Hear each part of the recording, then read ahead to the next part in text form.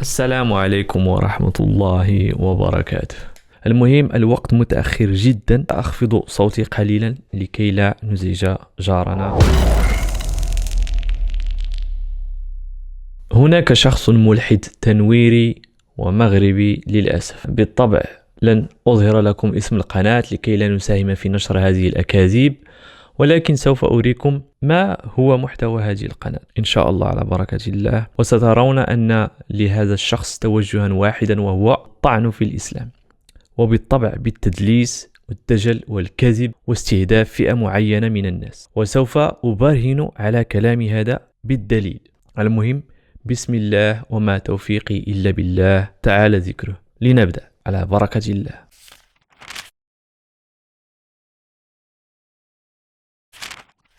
هذا الخنفوش يزعم في وصف محتوى قناته. لنقرأ معا.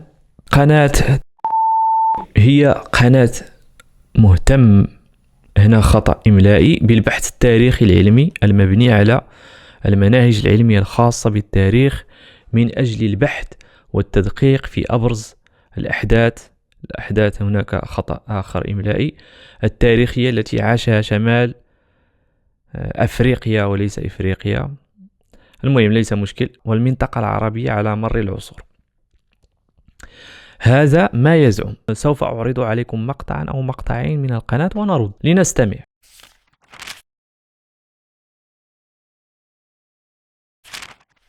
هناك أدلة قوية تظهر لنا السبب الذي جعل عبد الله بن مسعود يرفض في البداية تسليم مصحفه لكي يتم إحراقه. يزعم البعض أن السبب هو تعلقه الوجداني بهذا المصحف، رب عليه الكبدة كما نقول، مصحف رب عليه الكبدة. كما شاهدتم هنا هو يتكلم عن جمع القرآن الكريم وفي نفس الوقت يستهزئ بالصحابة رضي الله عنهم. هذا الفنخوش يقول إن هناك أدلة قوية تظهر لنا لماذا رفض الصحابي عبد الله بن مسعود رضي الله عنه في البداية. إذن لما كل هذه الضجة؟ لأنه تراجع في النهاية. المهم في البداية لما قيل له إن عثمان رضي الله عنه أمر بحرق المصاحف الأخرى، رفض في البداية كما قلت وكما نعلم بالأدلة بالأثر، ولكنه تراجع وحرق مصحفه بالدليل.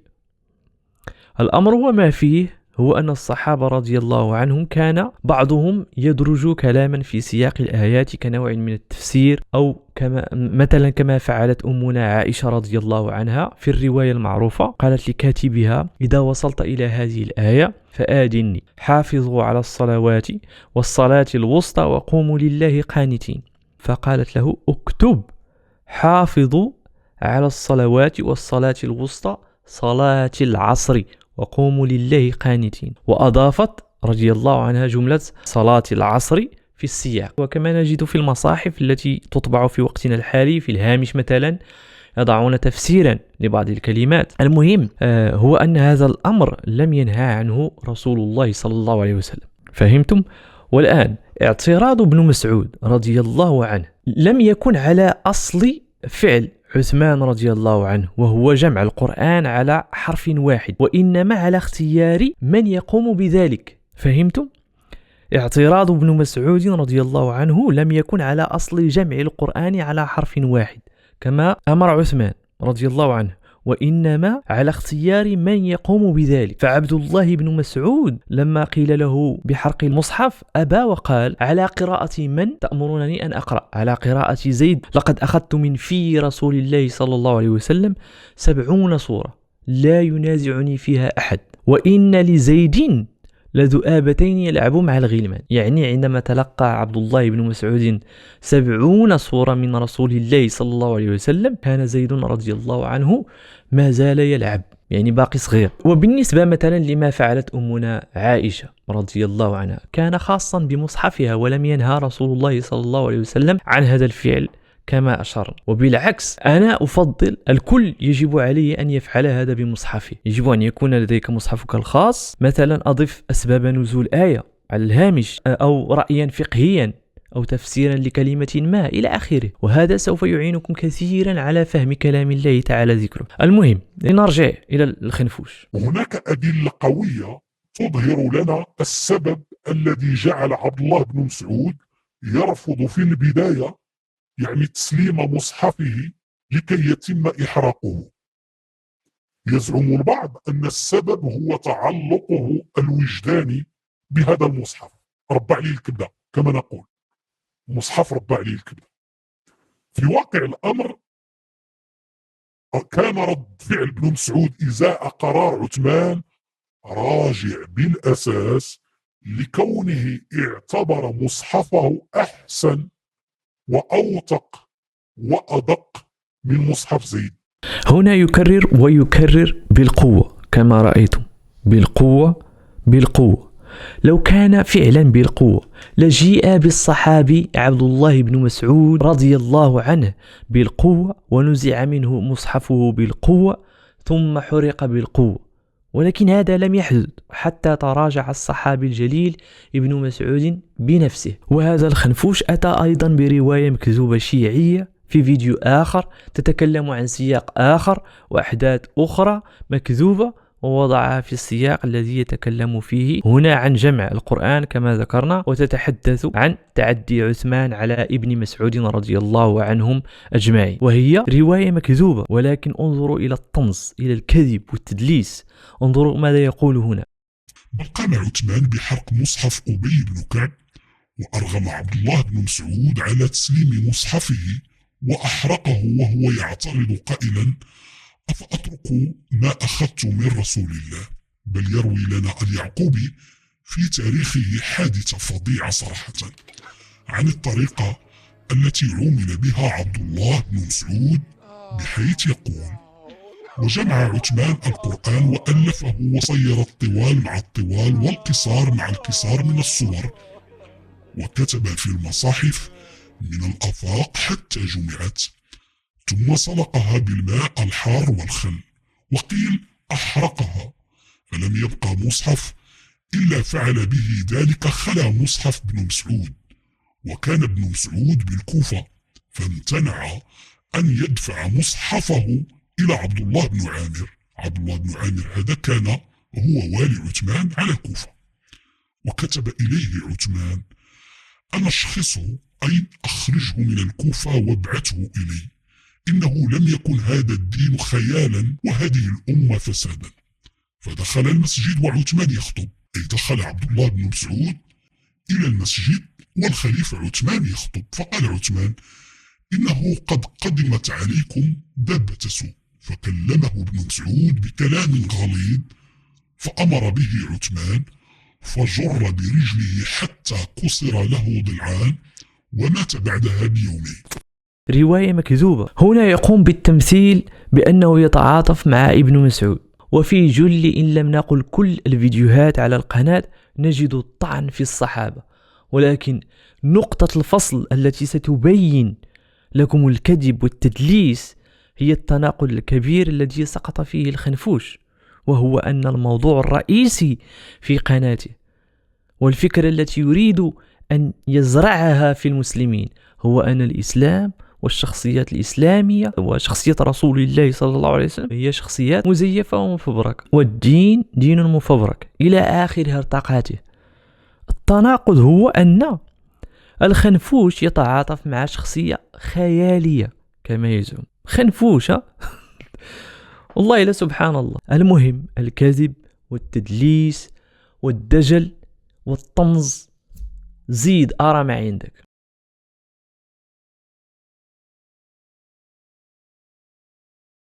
تصوروا معي من أثار انتباه عثمان بن عفان لضرورة توحيد المسلمين بالقوة حول مصحف زيد، صحابي اسمه اسم يهودي. يقول الخنفوش أن من أثار انتباه عثمان رضي الله عنه لضرورة توحيد المسلمين بالقوة، لا تنسوا بالقوة، ودائما يركز على كلمة بالقوة، حول مصحف زيد بن ثابت رضي الله عنه، هو حذيفة بن اليمان رضي الله عنه، صحابي اسمه اسم يهودي. حذيف بن يمين. فنخوش معلم زيد راه ما عندك. اسم يهودي بامتياز. شياطين الإنس بامتياز. المهم لنرد. الصحابي الجليل حذيفة بن اليمان رضي الله عنه، هذا الخنفوش الفنخوش المستخنفش يقول إنه يهودي، وسوف تفهمون لماذا يقول هذا الكلام. المهم، من هو الصحابي الجليل حذيفة بن حسل ويقال حسيل؟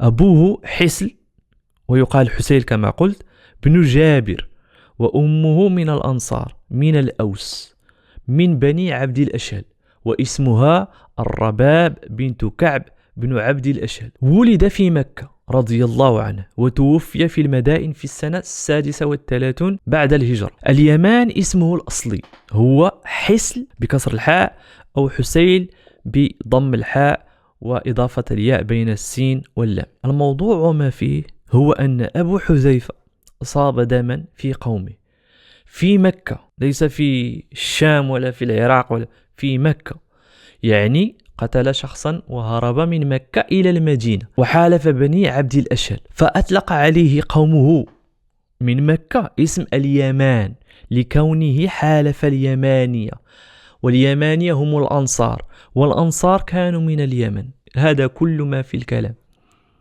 لهذا يسمى بحذيفة بن اليمان نسبة إلى أبيه الذي لقب باليمان. هذا كل ما في الكلام. سبحان الله.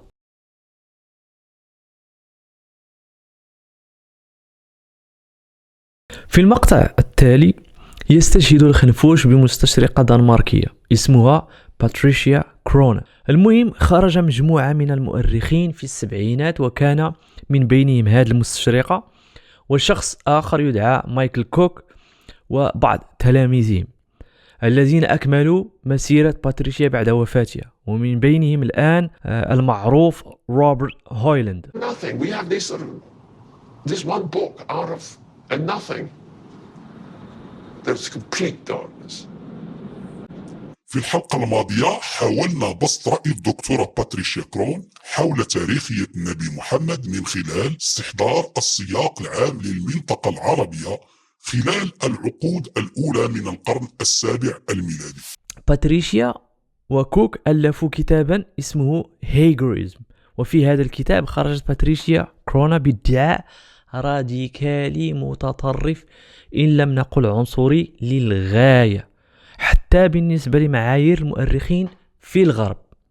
وهذا الادعاء هو أنها بدأت بالتشكيك في أن النبي محمد صلى الله عليه وسلم قد يكون شخصية غير موجودة، وأنه فقط شخصية مبتكرة، وبدأت بوضع معاييرها حول كيفية تاريخ الإسلام بزعمها، وقالت إنه بهذه المعايير يبدو أن هناك خلل في التاريخ، حيث قالت إذا وضعنا الروايات والأحاديث والقرآن جانبا، ما الذي يتبقى لنا في تاريخ الإسلام؟ عملات نقدية، نقوش، وهذا كله بزعمها بعد أن درسته يظهر أن الإسلام قد تم اختراعه على الأقل من 50 إلى 100 عام بعد الفترة الزمنية التي كان من المفترض أن تكون جرت فيها أحداث الإسلام. وأيضا من بعض ادعاءاتها تقول إنه إذا نظرت إلى القرآن ستجد أنه لا يتوافق مع السياق التاريخي والجغرافي. مثلا، لماذا القرآن يتكلم على البحار، يتكلم على السفن؟ لماذا يتكلم عن الزيتون، عن شجرة الزيتون؟ وفي قريش كل ما يرونه هو الصحراء. هل فهمتم ماذا تريد أن تقول؟ ولكن هذا ليس أغرب ما قالت. أغرب ما قالت هو نظريتها التي تقول فيها إنه كان هناك نوع من التحالف بين الشعب اليهودي والشعب المسلم، وأن الإسلام كان في الواقع تحالفا بين المسلمين واليهود للاستيلاء على القدس. تخربيق صافي إلى آخر هذا الكلام الفارغ. هذا ما يردده الخنفوش. وهل فهمتم الآن لماذا يقول أن حذيفة بن اليمان رضي الله عنه يهودي؟ ليربط بين الأمرين. ها أنتم استمعوا. كما أننا استحضرنا بعض الشهادات من خارج التراث الإسلامي حول تاريخية ظهور رجل نبي قائد وسط العرب كان يدعو إلى الجهاد في سبيل الله من أجل تحرير بيت المقدس، والإعداد ليوم الدينونة أو يوم الساعة أو يوم قيام الساعة حسب العقيدة المصيانية. مش باقي تسجل هذه باقي تسجل. المهم، وأيضا قبل أن ننسى، هذه المستشرقة قالت إنه تم اختراع هذه الروايات والشخصيات مثل الصحابة، مثل أبو بكر الصديق إلى آخر كلامهم. أغرب ما يمكن أن تسمعه. وأيضا يتكلمون عن الخليفة الأموي عبد الملك بن مروان رحمه الله، وأن الدين عباسي إلى آخره. وهذا الخنفوش يردد كلامه، يبغبغ كلامه، ولهذا يجب معرفة التواريخ وضبطها، وستفهمون ما أعني.